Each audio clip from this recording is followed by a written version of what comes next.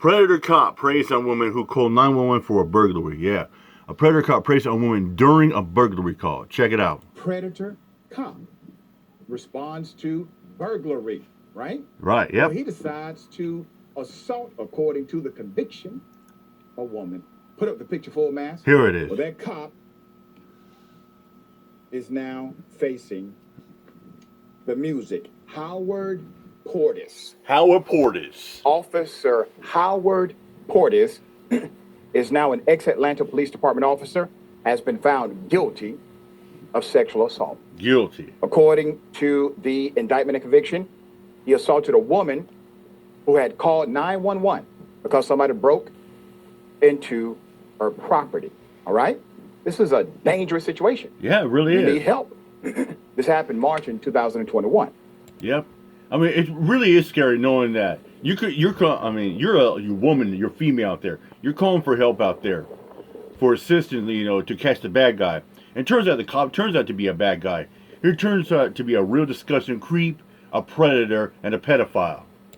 The Fulton County DA's office, led by Fonnie Willis, the same prosecutor prosecuting Donald Trump, announced the guilty verdict Wednesday against the former officer. He was convicted on one count of aggravated sodomy and one count of violation of oath.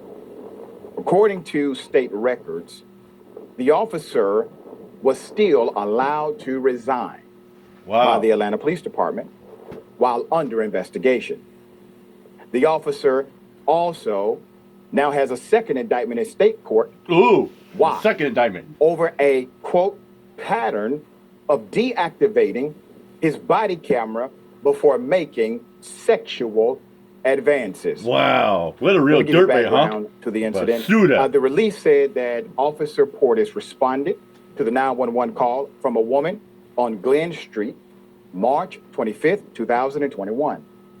The Atlanta Police Department officer arrived at the scene, and once inside of her home, he decided to deactivate, turn off his body camera, and then physically forced her to perform sexual acts on him. The release stated a second officer was dispatched to the scene. And when that officer arrived, the victim, quote, remained silent about the assault due to her heightened fear and distrust of law enforcement. I need you to understand this. Find what you love. Here. This evil deed was done knowing that the victim would not be aware of who would be on her side or not. So you have a second officer responding. Why would she believe that they are not involved in a conspiracy? You have a person who has just she probably thought they were a conspiracy, you, who has a gun and a license to use it. And based on damn near every single Supreme Court ruling and the narrative primarily of conservatives, all he has to do is say, oh my goodness, I thought she was the person who broke into her own home. He kills her and he gets to go home because he has, a subjective.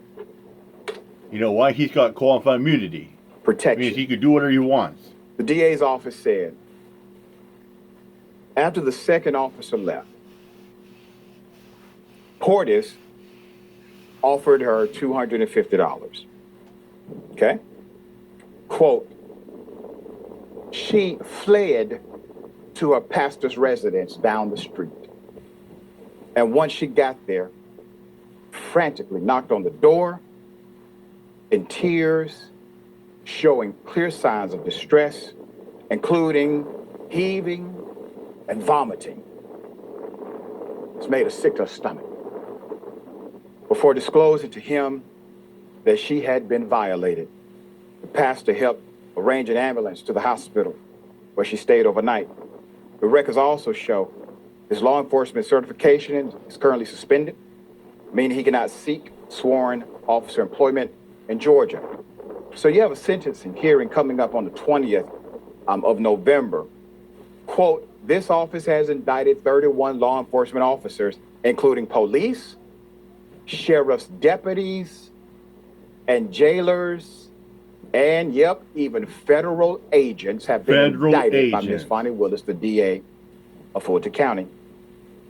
Willis continued to say, quote, "Rest assured that in this jurisdiction, police officers who engage in criminal activity and violate their oath to serve the public will face the full force of accountability." The prosecuting attorney in this case, Deputy DA Sonia Allen, added in the statement that law enforcement officers who engage in criminal actions that breach public trust must be prosecuted. Ladies and gentlemen, this is called a start. It is a start. You don't need new laws. Nope. You actually just need to enforce the ones you already have. DA Fonnie Willis is willing to do so, okay? Unlike most. I will say this about the DA. There is some political fallout for other prosecutions. You will have that no matter what DA you get. But going after cops who clearly violate their oath is part of the job. Some DAs have decided to ignore that part of the job while overcharging every single person in poverty or committing a crime of survival, etc. they can. Here's a moment, a blueprint, if you would, of how to do it properly. She typically is very careful about how the indictments work. There's a process through a grand jury and the collection of evidence. This officer got caught here. Yep. We know about one incident for sure. But you know there's more. But he's now being investigated because of a pattern of turning off his camera, which also means there are other victims. There are other victims. That's the point here. They prosecuted for this one, but now you have a pattern that they are investigating and will indict for because, well, this individual was an actual predator in a uniform. Now, why won't cops? Why won't chiefs? Why won't cities, counties, and states agree psychological evaluations are required every 6 months, hell, every 1 year? The same cop you hire on day one may not be. I'll tell you why. Especially if the police, the mayor and the governor like that. Oh, no, they're going to sit there and back the blue no matter what. They're going to bend backwards for the blue. Yeah, thanks, been through blue line thugs. The same cop on day 365. And how does someone who is probably a serial violator, how does that person pass your psychological evaluation? Especially a chronic serial violator. They are simply not objective. All right, Jordan, thoughts here?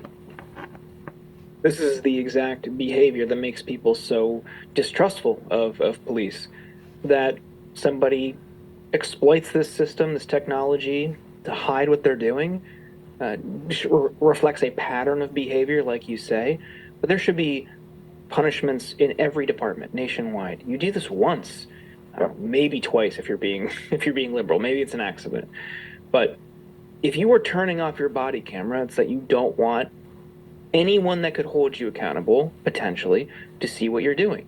I can't think of any good reason to do that when you're interfacing with the... I mean, there's quite a few instances where cops would do stuff like that. Turn off their body camera or mute it or try, or act like it malfunctioned like that. This is a day and age where filming the police out there is most vital like that. When you get a cop that tells you to stop recording or to turn off your device, your phone, your camcorder, or they don't like it, or it's for officer safety. Nope. I said nope. I'm recording this for my just say this is for my safety and yours. I'm gonna do a video later on about when cops demand that you turn off your cameras or your phone's device like that, and that's gonna raise a red flag. In this day and age, it is very important to film the police. 100% NOTSEE. Film the police. The public, maybe to protect someone's privacy. Yeah. There could be a review process, but generally speaking, if this is something that you are doing, you should be out. Hear you on the evaluations, absolutely. Because when you put somebody in that position, you give them a badge and a gun, that gives them a lot of power and control over people who are not in the police department.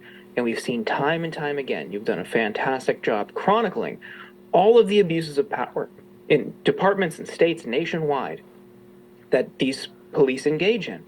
There should be really rigorous and thorough checks on their behavior, their psyche, especially the body cam thing, what they're doing, how they're interfacing with the public. And, people make the case for abolishing, at the very least, there should be some sort of defund approach where you reallocate the resources into other community programs so somebody who potentially could do harm is not the first person showing up, especially in a volatile situation where maybe police aren't needed. Someone's having a mental health episode. Maybe a social worker could be the first person to respond. That's the core of the defund argument. And I think we'd be better suited if we reallocated the resources that traditionally all go to the police into a vibrant and enriched community infrastructure. Very well said. And some cities are doing that. The progressive model is working in Ithaca, New York. You have variations of it in Baltimore and other places. You have to implement properly, and you have to understand the nuances of your local community, but this is how you actually solve it. Stop treating the effect and start looking at the cause. Yep. It's called cause effect, ladies and gentlemen. It really is. Like Eric Brand always says, it's another case of happy fuck the cops stay. Fuck the police, bear back the blue, blue lives murder. People say, oh, back to blue. No, my response is, fuck the blue. With that said, I'm out here, my job. Peace out.